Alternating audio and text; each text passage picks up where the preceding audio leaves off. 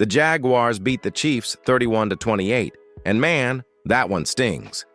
With 23 seconds left, Trevor Lawrence turned a broken snap into a 1-yard touchdown run to put Jacksonville up for good, and Kansas City couldn't get into position for a game-tying field goal.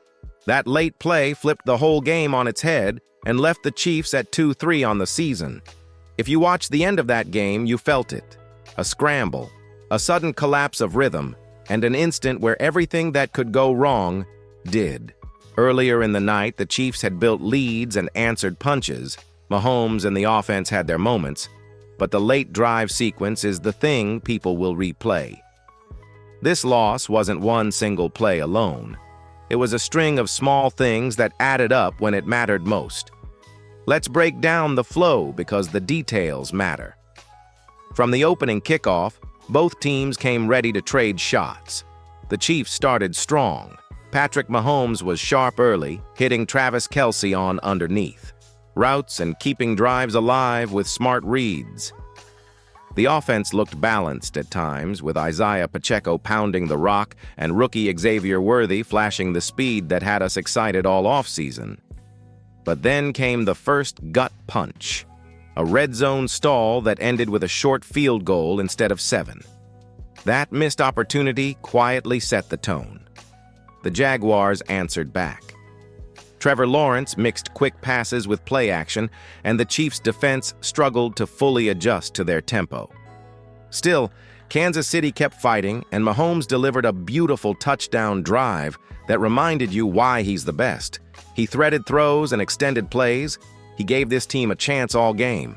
But halfway through the second quarter, Mahomes made an uncharacteristic throw across his body, and Jacksonville turned it into a 99-yard pick-six. That play was the true momentum swing. It flipped potential points into points for the Jaguars and shifted energy in a hurry. To the Chiefs' credit, the defense responded. Trent McDuffie answered with a big interception that gave the offense life, but the offense couldn't consistently capitalize. Third down execution fizzled at times, and penalties kept killing momentum. Special teams didn't help either. A missed tackle on a return gave Jacksonville a short field that turned directly into points. So when you ask who's to blame, the easy answer is all of the above. Turnovers, defensive lapses, coaching choices, and special teams. This loss was a team effort in the wrong direction. Now let's get specific with some player grades and takeaways so you can see who stood out and who needs to improve. Patrick Mahomes, C+. He made some jaw-dropping plays and kept drives alive, but that interception that led to a 99-yard return is a play you can't gloss over. When you're Mahomes, good doesn't cut it. You're expected to be elite in tight games. Travis Kelce, B. He did what Kelce does, found soft spots, made clutch catches, and kept chains moving. But Jacksonville adjusted in the second half, and Kelce didn't get as much space as we'd hoped. Isaiah Pacheco, A. The guy ran angry. He broke tackles, provided balance, and frankly, the Chiefs probably should have leaned on him more when things started to slip. Xavier Worthy, B+, rookie flashes.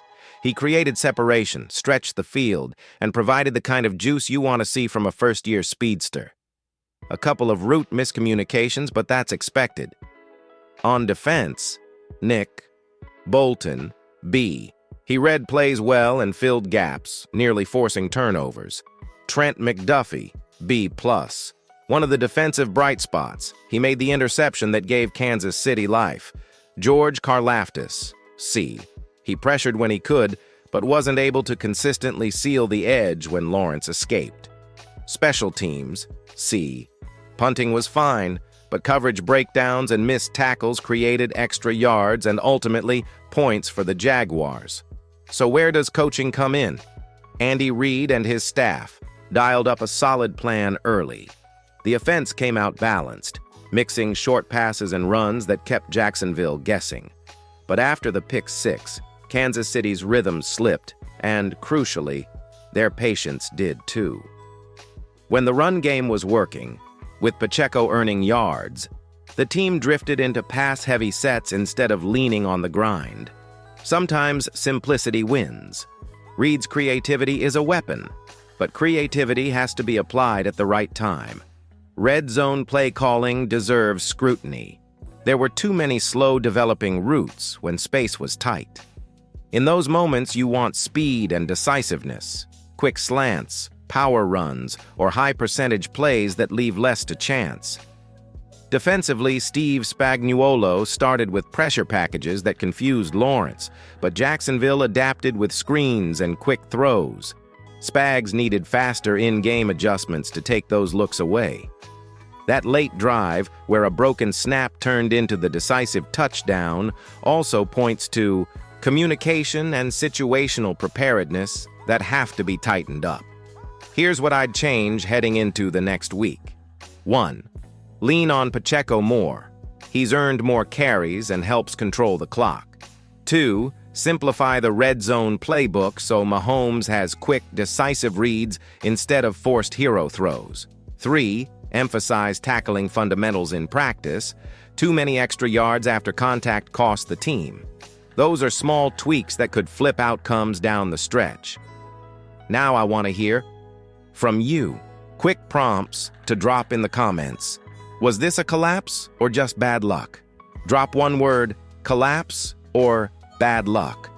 Who was the villain of the game? Mahomes' interception, a defensive lapse, the play calling, or special teams?